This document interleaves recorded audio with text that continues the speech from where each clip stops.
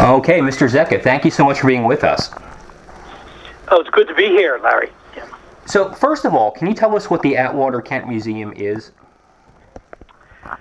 Yes, the Atwater Kent Museum, otherwise known as the Philadelphia History Museum, is a building which was the old Franklin Institute building in Center City, Philadelphia, which was donated by the Atwater Kent family to the city with a condition on it that it be used as a Philadelphia History Museum. And if it wasn't used for a Philadelphia History Museum, the building would revert back to the Atwater Kent Family Foundation. So what the city has done by deciding not to have a Philadelphia History Museum there is cause the building legally to be in a status where it will revert back to the ownership of the Atwater Kent Family Foundation if they want to do so. So it directly affects the status of the building. The building itself was covered by that. The collection, however, whatever was placed in the museum does not revert. That's property of the city and controlled by the city. And that's what the city has decided it wants to give away completely to Drexel University. So permanently. So before we get into the Drexel aspect of it, tell us a little bit more about this collection. What are we talking about here? Well, it's an absolutely priceless collection. You couldn't begin to put a dollar value on it. If you wanted to auction it off, the best auction houses in the country wouldn't know how to even begin to price it. You're talking about things like the wampum belt from William Penn's treaty with the Indians. You're talking about George Washington's desk,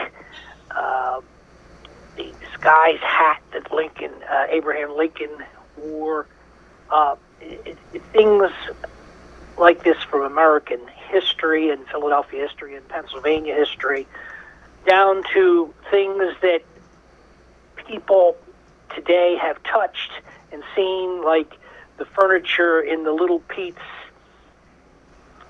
diner from 17th Street in Center City, and the Little Pete's sign, to contemporary things like Joe Frazier's boxing gloves, all over. Just a whole wide collection of things, from priceless paintings to collections of rifles, all sorts of things. The Inquirer has, through its articles by Stephen Salisbury, has touched on different aspects of it. Over the years, since the 1930s, the city has just built up a huge collection of items that of all sorts of things. It's been called the city's attic. There's probably no neighborhood in the city that isn't touched in some way, no group of people in the city's history that isn't touched. We're a city of neighborhoods, a city of many peoples from all over the world that hasn't been touched in some way. Documents, document collections, and so forth. It's a collection underutilized, underpotentialed, because the city has never made a commitment to developing it. And it could be the museum that tells the story the only museum that tells the story of all the peoples of Philadelphia, all the different neighborhoods of Philadelphia over the years. The story that is continuing and never ending as the city expands. It has people from all over the world, from every type of nationality, race, creed, neighborhood. Philadelphians have a deep attachment to different neighborhoods, and there are stories of the people of Philadelphia, many stories from all over the world and all over the United States. And they can all be told by a collection that was utilized properly. In order to know, it's been said, where you're going, and you need to know where you've been, and this can be that story of Philadelphia. But it's never been attempted because the decision was made, and even though this was the city's property, that the city would not put any effort into it. It gave it a extremely small appropriation, somewhere in the neighborhood of maybe $100,000, $150,000 a year, something of that nature, at some point, and then that was cut off completely in the Rendell administration. I mean, most city agencies, they waste that much when they sneeze in the morning. Mm-hmm. And that was completely cut off. So the opportunities to support this museum in partnership with other institutions of Philadelphia, like the Philadelphia Museum of Art, which the city owns the building of Philadelphia Museum of Art, the Free Library, in collaboration, these institutions such as the archives, they could all be in a partnership which easily could sustain the museum with a slight amount of seed money. So what the city decided to do, though, is simply illegally, through an illegal process, totally illegal, shockingly illegal, do the equivalent of calling 1-800-GOT-JUNK and just saying, okay, we don't want to deal with this anymore. We're going to call Drexel University and say, it's yours, Drexel, basically. You can do whatever you want with it. And take it away, cart it out of here. And essentially, and doing this completely through an illegal process, which is voidable at any time. So why should anybody in Philadelphia care, with people being shot dead in the street, with kids not having education the way they should, with people struggling to have, pay their bills and have the kinds of jobs that they want, all the other problems that we have in this great city? Why should people care about this? Well, there are all sorts of reasons to care, because arts and culture and history have been repeatedly given by this mayor and other mayors and by our community as a great economic engine, and also as a cultural force in our city. So the museum is a great resource to the city in its own right, okay? But it can be a huge resource which is owned by the people. This is the people's treasures, the treasures of the people, owned by the city of Philadelphia. And secondly, this is kind of resonates with me as somebody who happens to be a lawyer, although I'm not representing anyone here, and who worked for a great part of my career in government as a people's attorney, a public attorney, and specifically who worked for the city of Philadelphia government for over 20 years, in handling the special litigation of the city, the high-profile matters of the city, that what matters to me greatly, too, is the way they're doing this. They're violating the laws that protect the people of the city. So and they're doing it in such a terribly unscrupulous way, in a terribly dishonest way, that every right, and this is something that should concern every Philadelphian, because every single right that the people of the city of Philadelphia have to any of their services, police services, all the things that concern the people that they want from their government, child welfare, mental health, they're protected by a web of laws as to what the people are supposed to get, how they're supposed to get it. And when our city government says we're not going to care what the charter says, we don't care about any of the laws that we're supposed to be governed by. We're just going to throw them in the trash. We're going to smash through them. Well, then that jeopardizes every single right that the people of the Philadelphia of the city have, and every service they want. So it's important when the city breaks the law. With this May primary, May 17th, people of Philadelphia just enacted 4 new charter changes.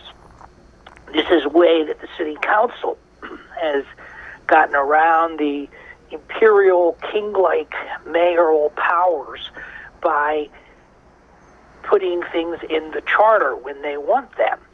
Well, if the mayor doesn't obey the charter, and if everybody looks the other way when he doesn't, then that process means nothing.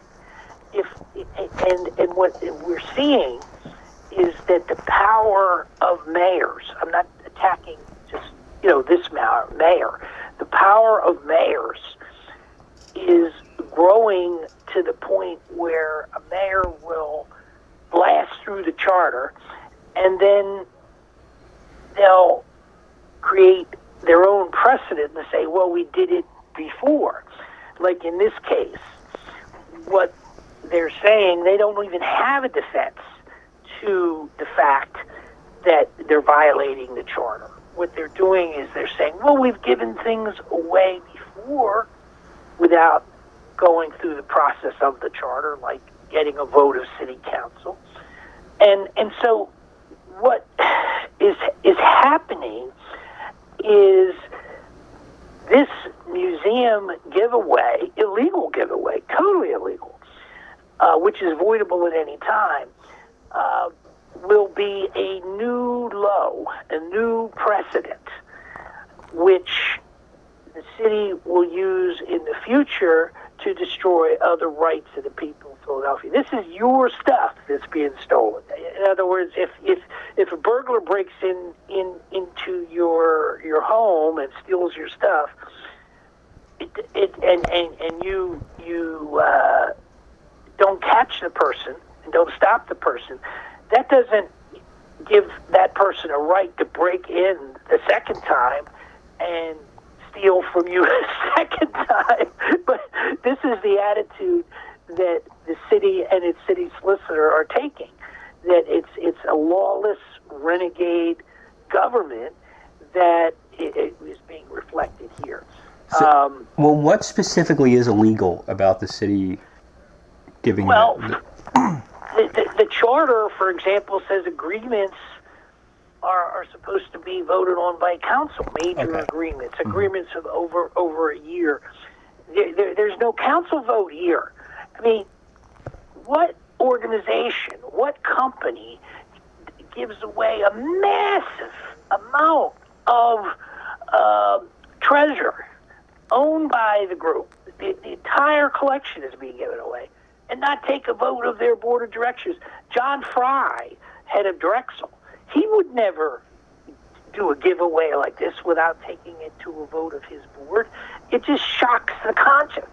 it's something that's so illegal it should be rejected out of hand. And the charter says, look, if you're going to make an agreement of over a year, and this is a permanent agreement, you got to take it to the city council. There's been no vote whatsoever. It's nonsense. It's laughable what they're attempting to do. The charter also says that the council has to vote on things that affect real estate interests, as this does, because by not using this building anymore, this building then becomes completely recoverable by the Atwater Kent Family Foundation. So it directly destroys the city's ability to keep that structure. The charter also says that the capital budget of the city changes to the capital plan of the city, and these are capital assets of the city.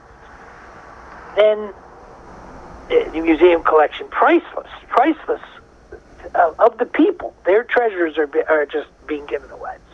That the council has to vote on it. For example, if the city decided tomorrow that it wanted to give away the Philadelphia Gas Works, which is a collection of assets owned by the city, it would have to get a vote of the council.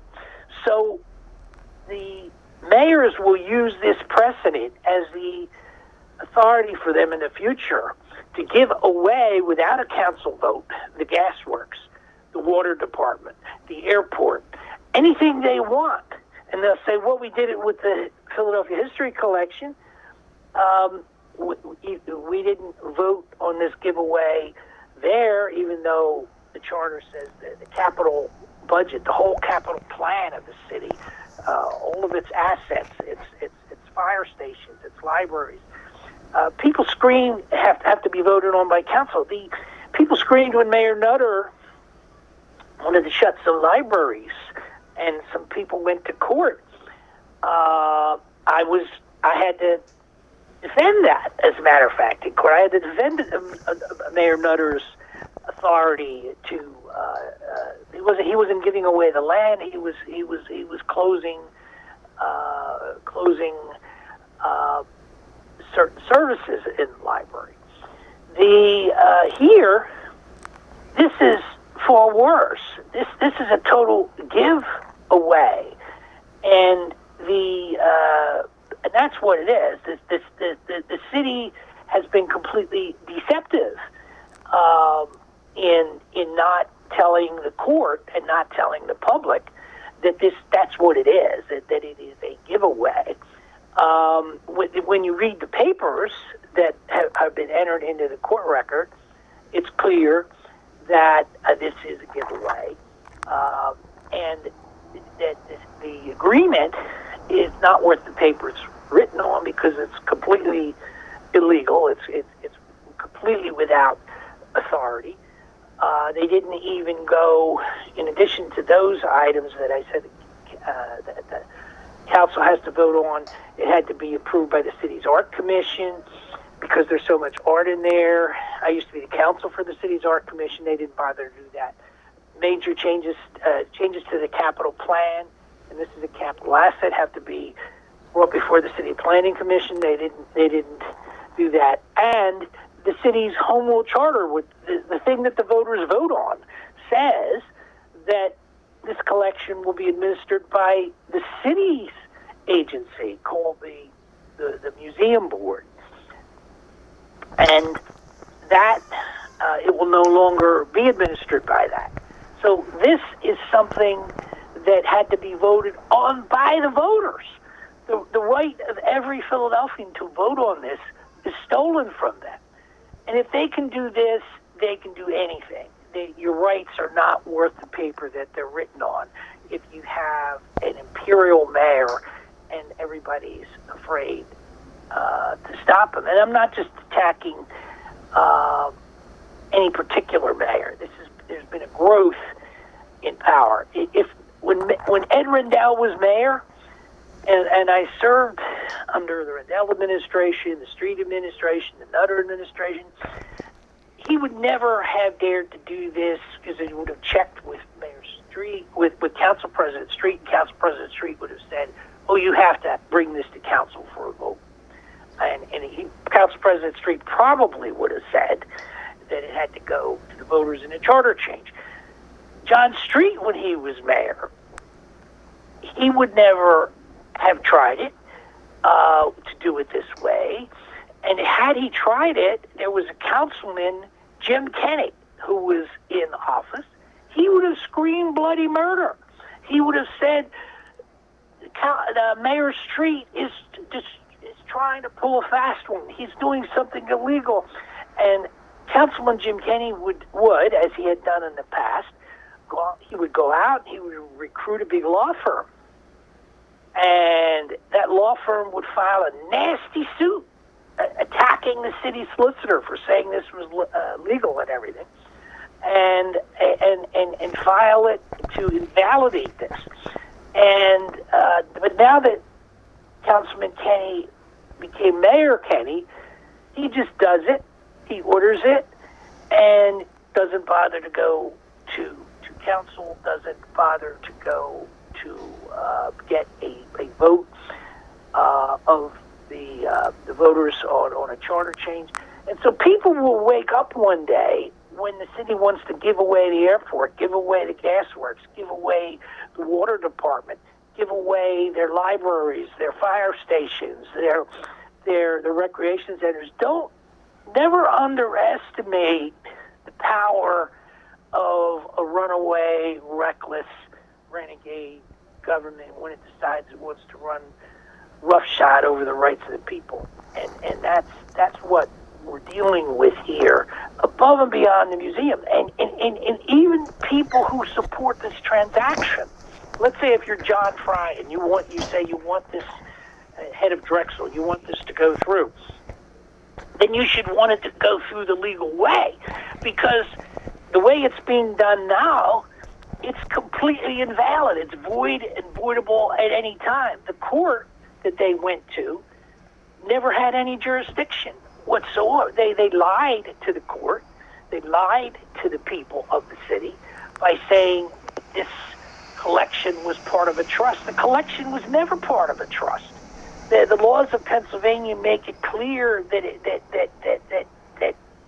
a trust has to be in writing. There is no trust document that covers the collection. This is just property of the city of Philadelphia, which was deposited there. They said, all we're doing is substituting a trustee, which is total horse garbage. I'm on the air. I have to be. This is so revolting and repulsive to me. It gets me upset. The total garbage. There was never any trust. This was simply property of the city of Philadelphia.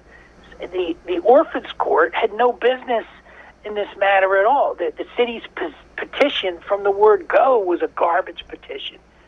The court, they deceived the court by telling the court that there's a trust here. There was no trust. The court never had jurisdiction over it. The city is not a nonprofit. Drexel may be a nonprofit, but Drexel wasn't the petitioner.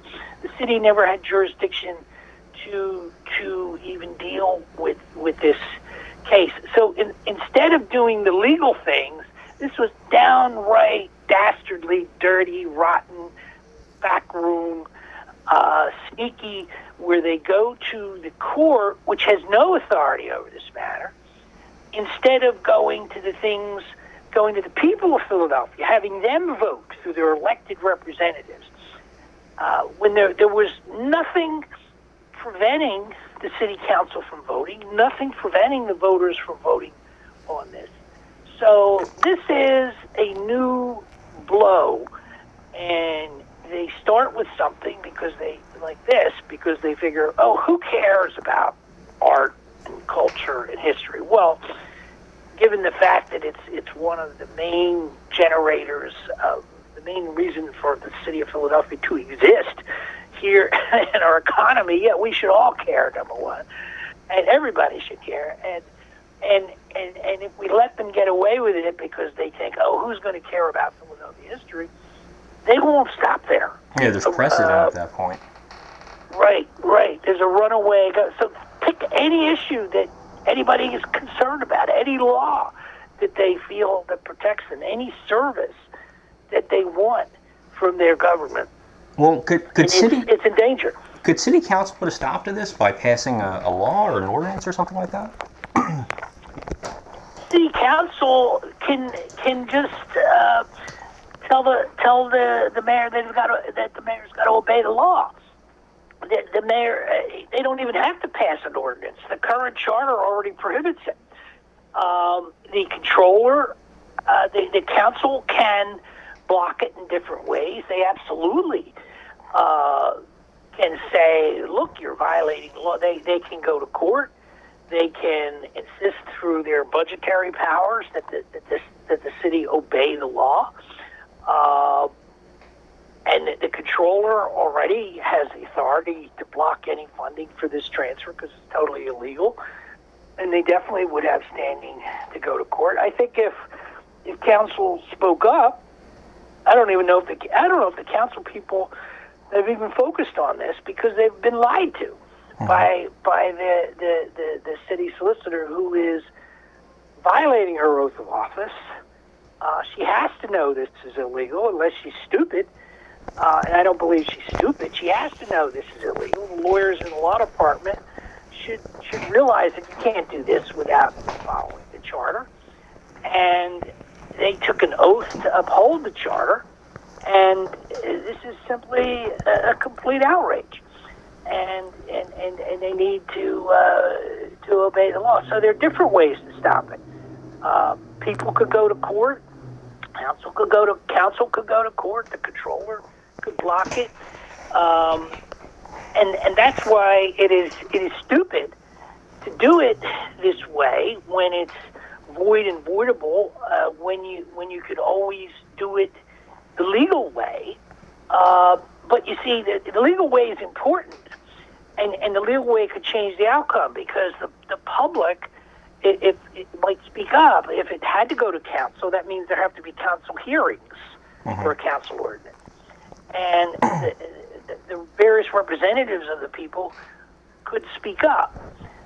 They might approve it, they might not, who knows. But at least if it goes to council through the lawful process, and if it's on the charter, if there were a charter change and the people of Philadelphia could actually vote on this, then they would be learning about this themselves. They would realize, hey, this is our stuff, and we get to decide whether we want to give this away. The charter says it's supposed to be administered by the city museum, and who knows what the people would say. Better ideas could surface, could bubble to the top once people realize that they have a say.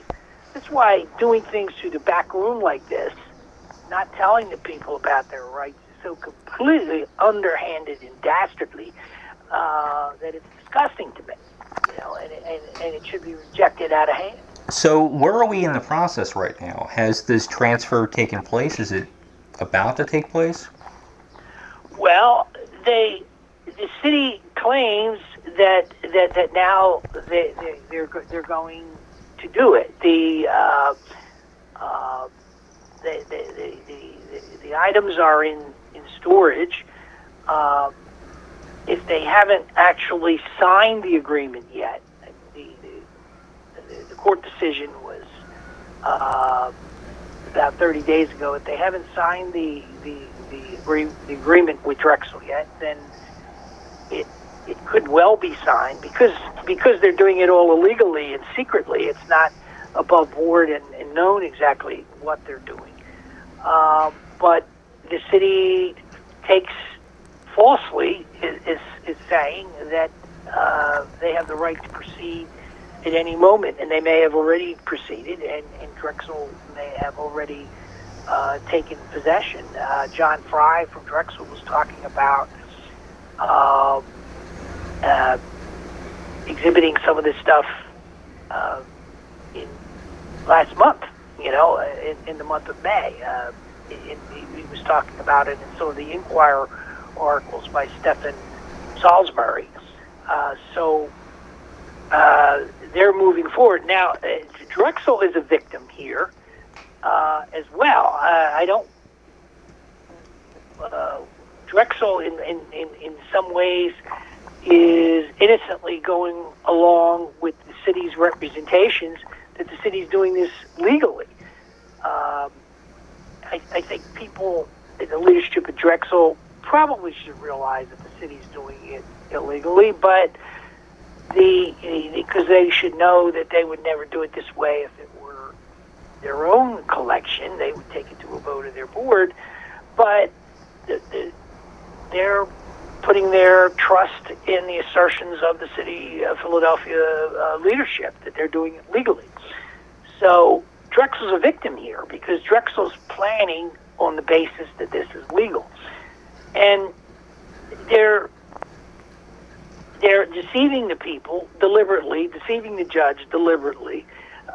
When I say they, the leadership of the city solicitor, the mayor, because they're saying, oh, we have an agreement that requires Drexel to do some things. The agreement, basically, when it comes right down to it, just says Drexel's supposed to do this in the public interest, which is a very loose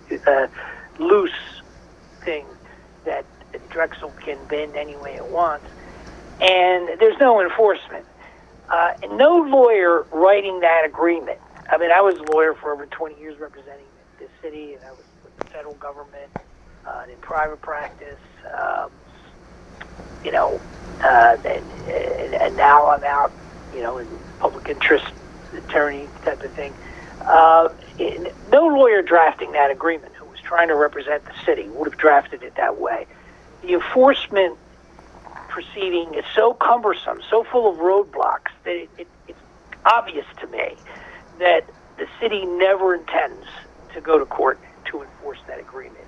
There has to be a committee set up before there has to be time delays before the city ever can even go to court,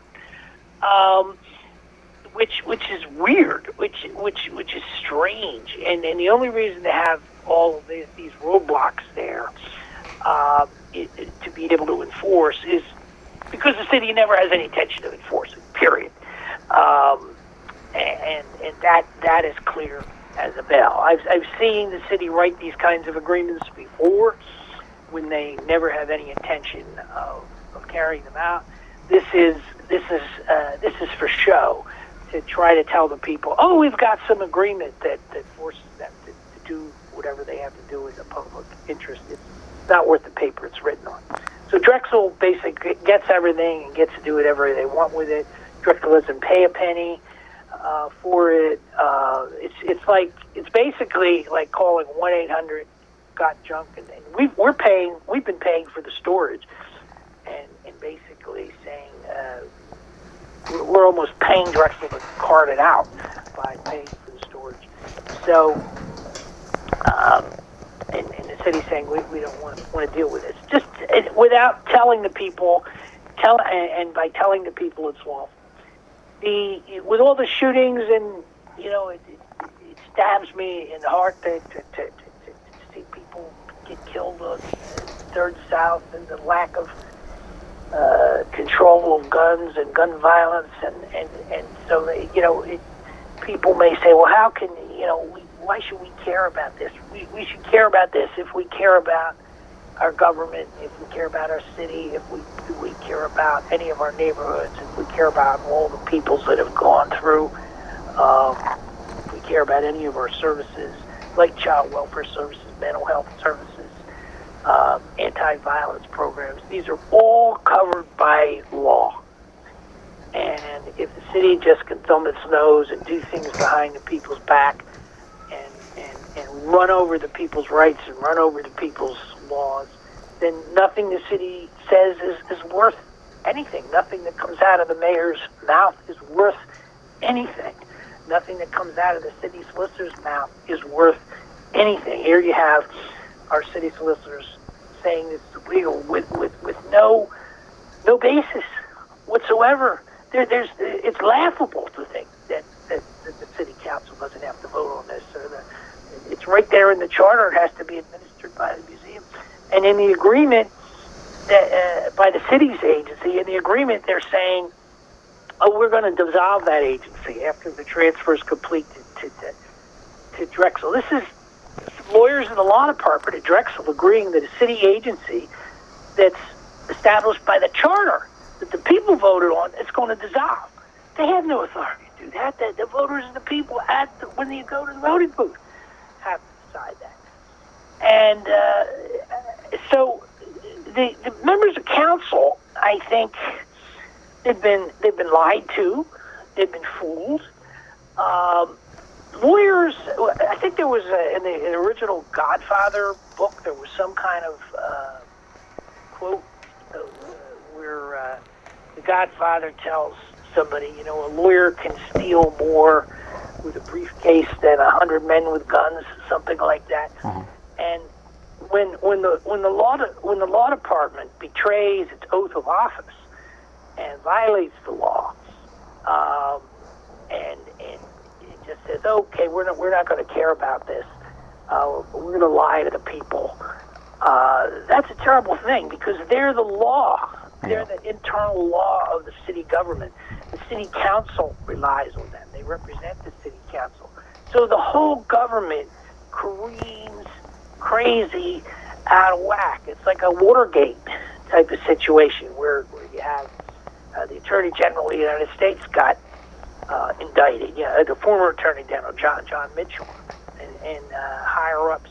When you have the internal balancer of the government that's supposed to make sure it obeys the city's rights, when you have them misrepresenting to the court, misrepresenting to the public, saying it's okay, then the city council gets fooled. The city council isn't told. The mayor's never presented this to council, you see. So they never held hearings.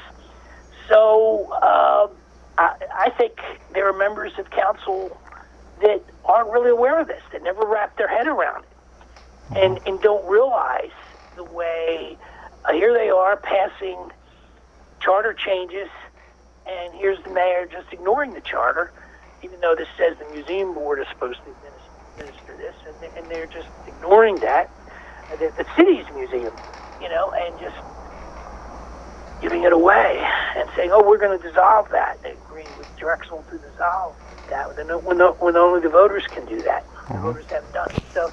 So it's just a disgrace, and it's the way the city can operate. The city doesn't always obey the law. The city, but this is a new low. I think the people realize that they break the charter, they break the laws. But this is a new low. This is a new low blow. This is running a truck through the charter worse than they've ever done it before. And they're getting away with it because they figure, well, the people won't care, even though it's their story. And they say, well, the museum's never made it go. They've always starved it. They've always starved it. And when you think of this great city and all the peoples of the city and all the history, how this could be a place that tells the story of the city of Philadelphia, which the story of its peoples, the many stories, which nobody's ever tried, but which was the original concept.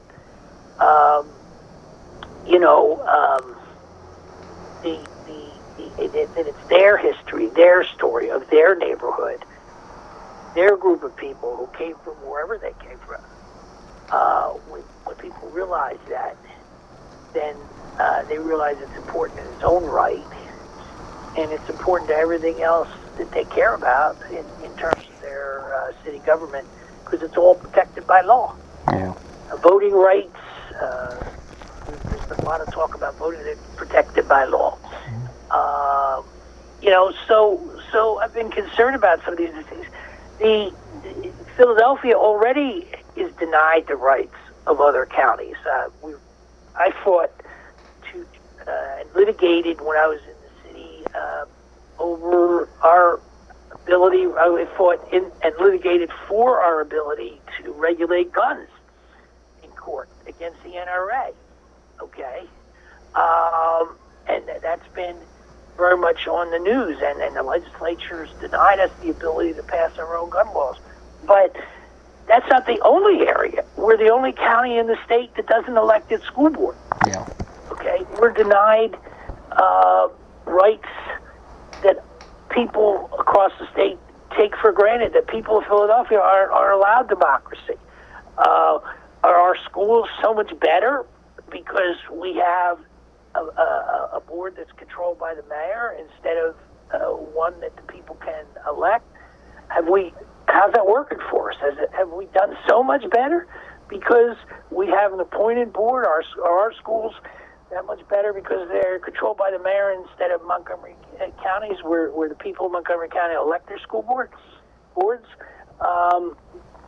And people in the other counties elect many more offices. They have much more direct control of their government. The legislature trusts people from the surrounding counties to make all sorts of decisions and elect the people that govern them, but not Philadelphia.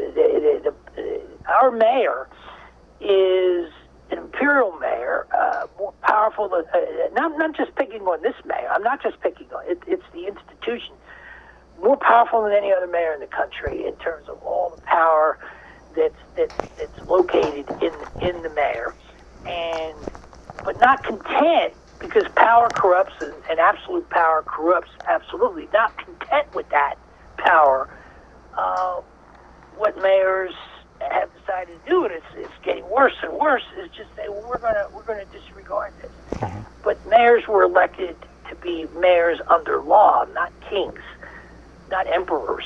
All right. But that's what we're getting if we don't call them on it. So yes, it can be stopped, and that's what Drexel ought to realize. That's what the city ought to realize. Nothing stops anybody from deciding, hey, we're going to obey the law. They ought to do it because it's the right thing to do to obey the law, and because that's what their oath of office says. I spent over 20 years defending the power of mayors, okay? And I could not have stood up in court and defended this. I could not have signed my name to a piece of paper. I'd say, you can fire me if you want, but this would be absolutely unethical. This is a violation of my oath of office as a city attorney. I would refuse. Mm-hmm. And the people who are in the law department should refuse. Right. But they put if there's anything in a trust, they put their conscience in a blind trust. It's what they did. And sold it away, and to keep their jobs. Yeah. And which is wrong. All right. Well, Mark Zecca, thank you so much for being with us to tell us about this. And you'll keep us updated? You'll come back on soon and tell us more about it as things move on? Sure, anytime you want. Okay, great. Okay. Well, thank you so much. All right. All right. Thank you, Larry. All right. Thank you, Larry. All right. Thank you, Larry. All right. Thank you.